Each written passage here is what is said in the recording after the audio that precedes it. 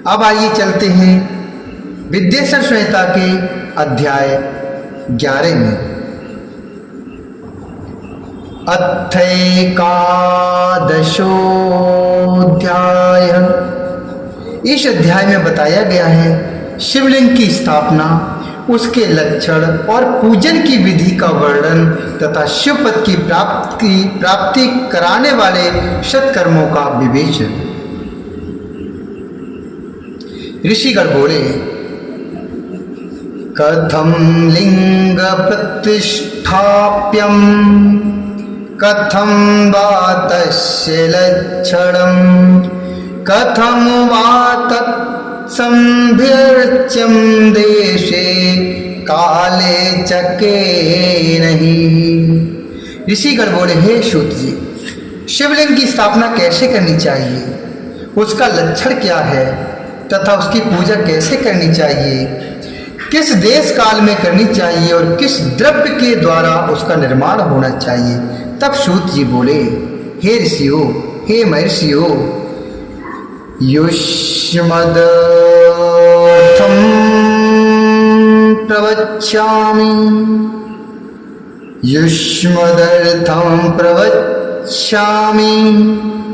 बुद्ध्यतामवधानतः अनुकूले शुभे काले पुण्ये तीर्थे तटे तथा यथेष्टं लिंगमारोप्यं यत्रिष्यायन्नित्यमर्चनम् पार्थिवेन तथाप्येन तेजसेन यथा रुचि।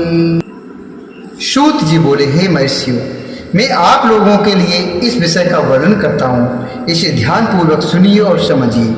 अनुकूल एवं शुभ समय में किसी पवित्र तीर्थ में अथवा नदी आदि के तट पर अपनी रुचि के अनुसार ऐसी जगह शिवलिंग की स्थापना करनी चाहिए जहाँ नित्य पूजन हो सके। पार्थिव द्रव्य से, जलमय द्रव्य से अथवा धातुमय पदार्थ से अपनी रुचि के अनुसार कल्पोक्त लक्षणों से युक्त शिवलिंग का निर्माण करके उसकी पूजा करने से उपासक को उस पूजन का पूरा फल प्राप्त होता है।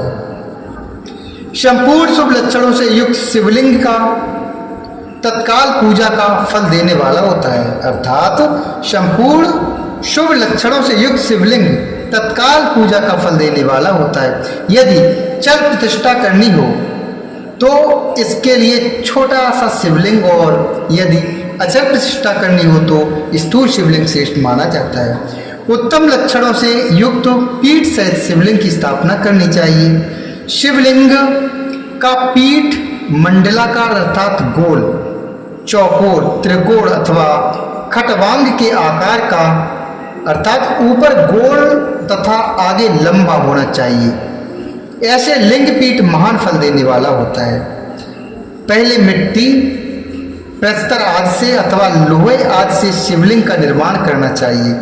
जिस द्रव्य से शिवलिंग का निर्माण हो उसी से उसका पीठ भी बनाना चाहिए। यही स्थावर अर्थात अचल प्रतिष्ठा वाले शिवलिंग की विशेष बात है। चल अर्थात चल प्रतिष्ठा वाले शिवलिंग में भी लिंग और पीठ का एक ही उपादान होना चाहिए, किंतु बाण लिंग के लिए यह नियम नहीं है। लिंग की लंबाई निर्माणकर्ता के 12 अंगुल के बराबर होनी चाहिए।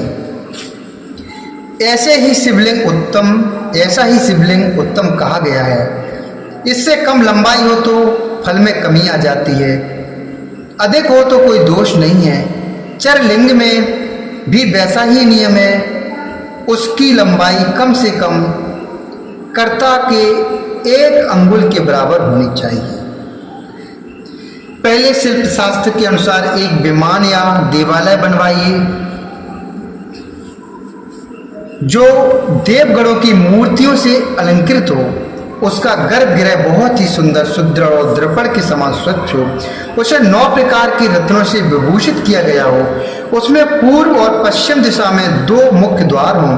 जहाँ शिवलिंग की स्थापना करनी हो उस स्थान के गर्त में नीलम, लाल रत्न, वैदूर्य, श्याम रत्न, मरकत, मोती, मूंगा, गोमेद और हीरा, इन 9 रत्नों को तथा अन्य महत्वपूर्ण द्रव्यों को वैदिक मंत्रों के साथ छोड़ें। शब्दोजात आदि 5 वैदिक मंत्रों द्वारा शिवलिंग का 5 स्थानों में क्रमशः पूजन करके अग्नि में हविष्य की अनेक आहुतियां दें और परिवार सहित मेरी पूजा करके गुरु स्वरूप आचार्य को धन तथा भाई बंधुओं को अभिलषित वस्तुओं से संतुष्ट करें। याचकों को जड़ अर्थात स्वर्ण, ग्रह एवं भू संपत्ति तथा चेतन अर्थात गोवादि वैभव प्रदान करें। स्थावर जंगम सभी जीवों को यत्न पूर्वक संतुष्ट करके एवं गड्ढे में स्वर्ण तथा 9 प्रकार की रत्न भरकर सद्दो जातादि वैदिक मंत्रों का उच्चारण करके परम कल्याणकारी महादेव जी का ध्यान करें। तत्पश्चात नाद घोष से युक्त महामंत्र ओमकार का उच्चारण करके उक्त गड्ढे में शिवलिंग की स्थापना करके उसे पीठ से संयुक्त करें। इस प्रकार पीठ युक्त लिंग की स्थापना करके उसे नित्य लेप अर्थात दीर्घ काल तक टिके रहने वाले मसाले अर्थात से जोड़कर स्तर करें। इसी प्रकार वहाँ पंचाक्षर मंत्र से परम सुंदर बेर अर्थात मूर्ति की भी स्थापना करनी चाहिए।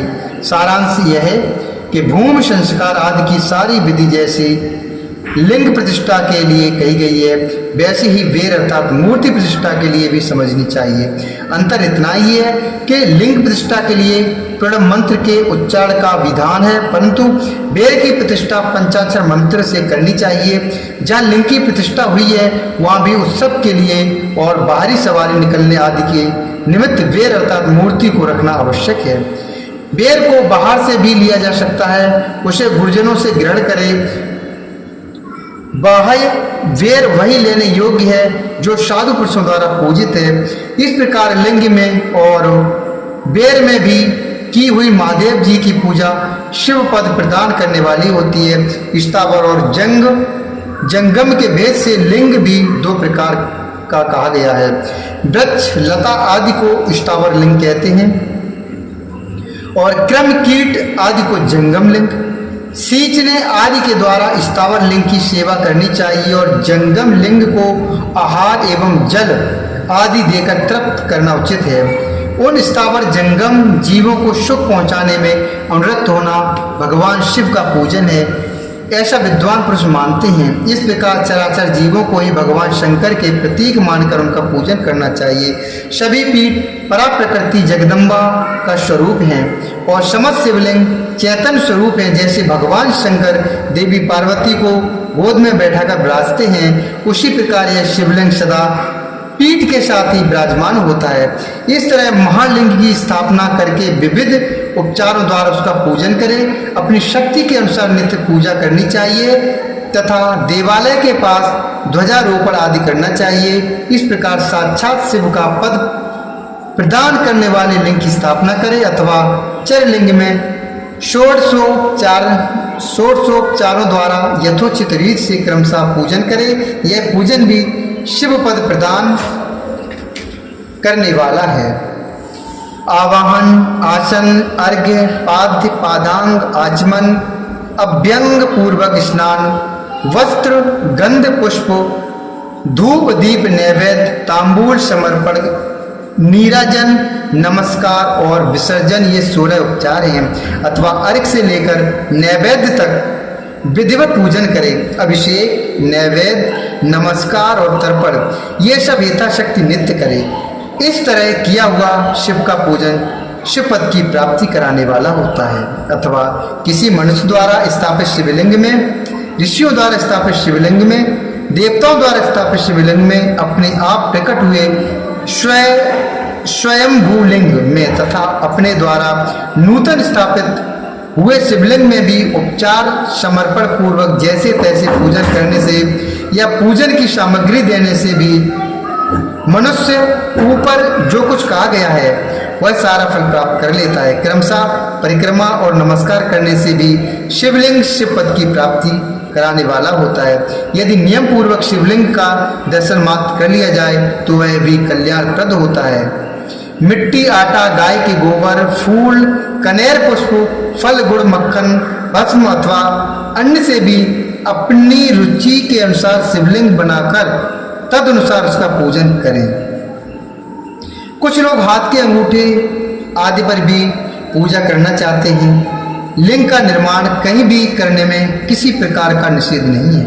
भगवान शिव सर्वत्र ही भक्त के प्रत्यय के अनुसार फल प्रदान कर देते हैं, अथवा श्रद्धा पूर्वक शिव भक्त को शिवलिंग का दान या लिंग के मूल्य का दान करने से भी शिवलोक की प्राप्ति होती है, अथवा प्रतिदिन 10,000 प्रणव मंत्र का जप करें, अथवा दोनों संध्याओं के समय 1,000 प्रणव का जप किया करें।